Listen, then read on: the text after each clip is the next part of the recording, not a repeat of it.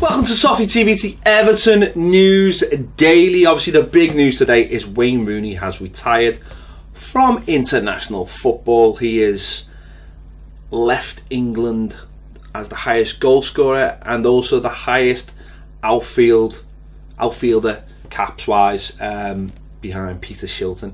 Yeah, there was talk he was going to get back in the England squad, but obviously whether he spoke to Gareth Southgate and has had maybe talks with him that he might be back in the squad but would only be used on the bench, maybe he's decided it's just not worth it. If he's only going to be a squad player, listen, Gareth Southgate might have told him that he wasn't even in the squad, but the indications were there was a good chance he was going to be in the squad, or even maybe told him that he could be in the squad now, but if all the players are fit he wouldn't be going to the World Cup. And maybe Wayne has just decided Everton is more important, fourth child on the way as well, and it's just not worth it. It's just he hasn't got, maybe he just feels he hasn't got enough in the tank to do his very best for Everton and play for England. And we've seen the likes of Alan Shearer, when he gave up around the same age, you know, get that extra bit out of his career because he'd decided that he couldn't be bothered with England anymore. So their loss is our gain, I suppose. When you see him,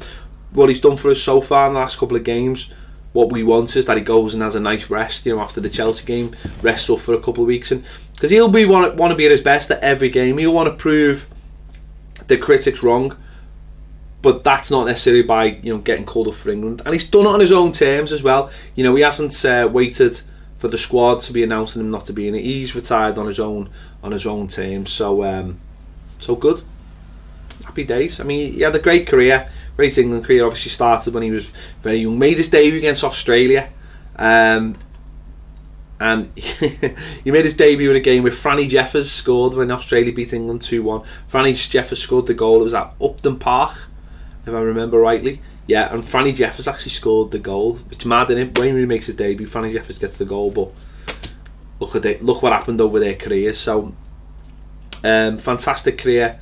I mean, it's a little bit sad in a way that he didn't get that last chance of a World Cup, but it just shows the mark of him that he wants to give everything to Everton. So that's good for us, I think. Moving on, Ronald Koeman has done his press conference for the game against Hajduk, and he's revealed that Sandro and Davy Klaassen will both miss out. Sandro had a knock from the Stoke game and was only really supposed to miss the game against Split last week, and yeah, he missed the City game, and now he's going to miss this game, and he's not going to be back till the Spurs game now, it looks like. And the same with Davy Klaassen. He's definitely out of the Split game. It'll be touch and go for the Chelsea game, but you know, it just shows you get a couple of injuries and next minute you're looking around the squad. But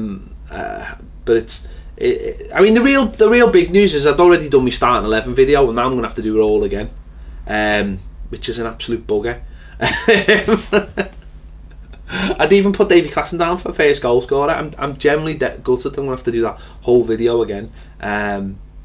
So it's life, innit? It's life.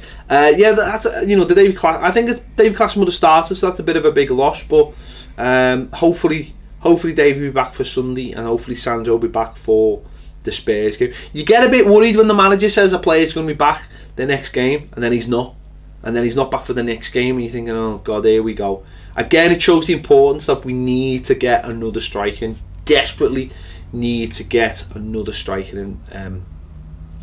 Talking about strikers, Everton have been linked with a couple today. Raul Jimenez, Benfica forward, not the most prolific centre forward, I think he's like 1 and 3.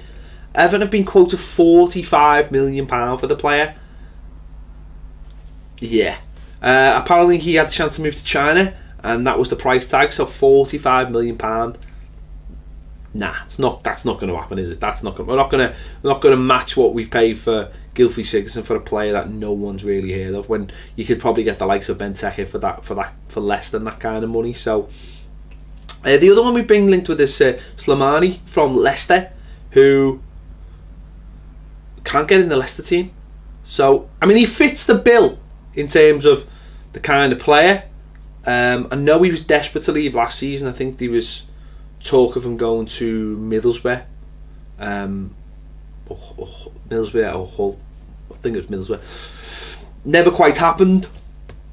He kicked up a bit of a fuss, but he never got to leave. And I think he was like one of the people who fell out with the manager as well, and that led to obviously a lot of problems as well. So we've been linked to him today. He could be, for the right price, he could be a filler.